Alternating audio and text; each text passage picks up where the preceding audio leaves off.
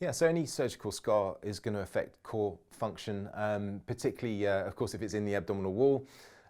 What tends to happen with scar tissue is that as the wound heals, quite often you'll find that the nerve endings have been damaged or they've been sensitized where they've been cut. And so what it does is actually draws neural drive into that area. And this is what is kind of found when it's assessed in terms of what we call a trigger point or a tender point. So it's extremely common to find tender points and trigger points in scar tissue. And these are hyperirritable foci, or a focus within the scar tissue, which is drawing neural drive into it. So you imagine you've got an appendix scar on the lower right-hand side of your abdominal wall. That's going to draw in the neural drive from the nerves in the area, in the vicinity, into that trigger point, and that means that you're not going to be able to activate the muscles in that vicinity so effectively.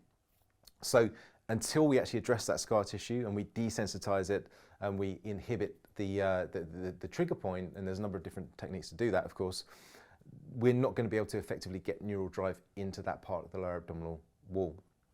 So depending on where the scar is, it's normally local tissue to that. So obviously a C-section will tend to affect the lower abdominal wall in general. Appendix will tend to affect the right side of the lower abdominal wall and therefore the anterior oblique sling from the right hip to the left shoulder. And another common surgery, there's various hernia surgeries, but there's also laparoscopies which are often done around the umbilicus, around the midline. So that could affect the rectus abdominis. It really depends which muscle and the vicinity of the muscles to the scar. Maybe I should say that again. It really depends on which muscles are in the vicinity of the scar as to which muscle is going to be affected.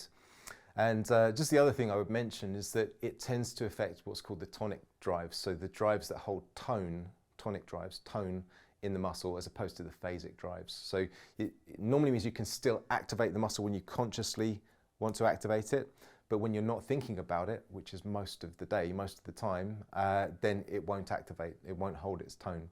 So this is why it's important to work with someone who understands scar tissue and can address trigger points or tender points within the scar tissue.